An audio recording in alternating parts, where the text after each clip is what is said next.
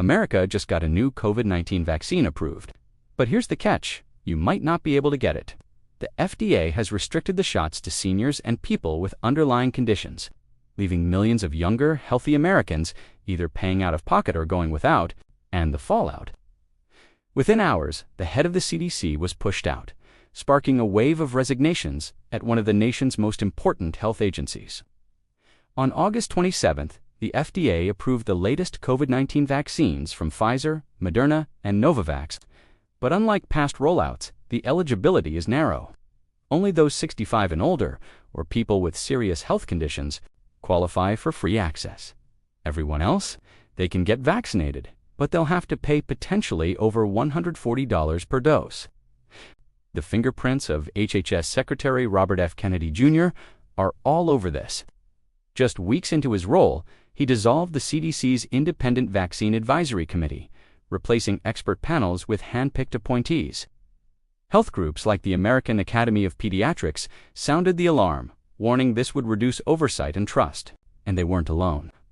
Major medical organizations are already suing, arguing that Kennedy's policies undermine both science and public safety. Then came the breaking point. Susan Monarez, the newly confirmed CDC director, resisted pressure to align with Kennedy's vaccine directives. She was ousted barely weeks into her job.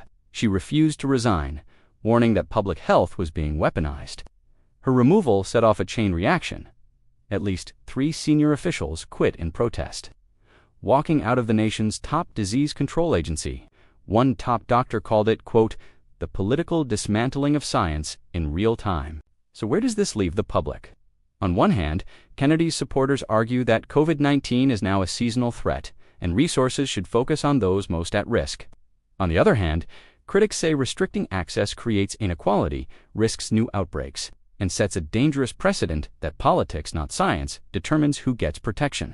And with lawsuits piling up and the CDC in turmoil, trust in public health is hitting a new low. Is this the dawn of a new public health strategy, or the unraveling of it? One thing is clear: America's fight over science, safety, and politics is far from over. Don't forget to like, subscribe, and share, because these are the stories shaping our future.